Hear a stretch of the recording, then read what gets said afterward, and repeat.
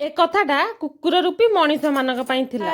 श्री सीताराम सांग माने आपण मानक आउ एक नुआ रेसिपी ब्लॉग बा मोटिवेशनल स्पीच को स्वागत करूची। स्पीच टी को शेष पर्यंत सुनिकी जिवे। जदि भल लागिवो ताले टिके कमेंट रे कहिबे। सांग माने आपण माने गोटे कथा समस्तक मुहरु सुनिथिबे, कुकुर जदि आमको कामुडे आमे कोन कुकुर कामुडीबा ना? जम्मा नुह, बिल्कुल भी नुह। कुकुर तो गोटे पशु, से जदि मनीष को कामुडीबो मनीष कोन गोटे पशु को कामुडीबाटा ठीक हबो कि?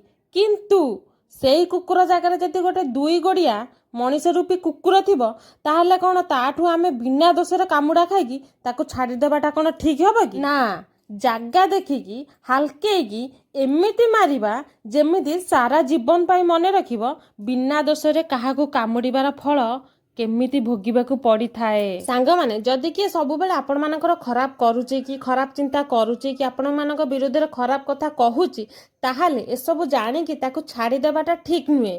तार मुह होई जिवो आपण मानकर विषय रे खराब चिंता करिवारे।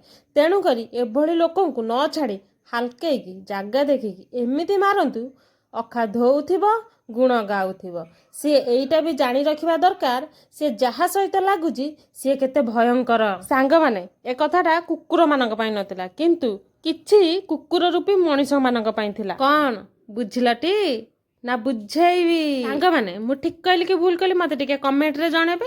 आ मोरे मोटिवेशनल स्पीच टा जदि आपण मानक भल लागिते ताले गोटे लाइक कमेंट शेयर सब्सक्राइब निश्चिंत करिवे। आ जदि ए मशरूम करी रो रेसिपी टा भी आपण मानक भल लागिते ताले सब्सक्राइब तो निश्चिंत करिवे। रहिली नमस्कार, जय श्री सीताराम।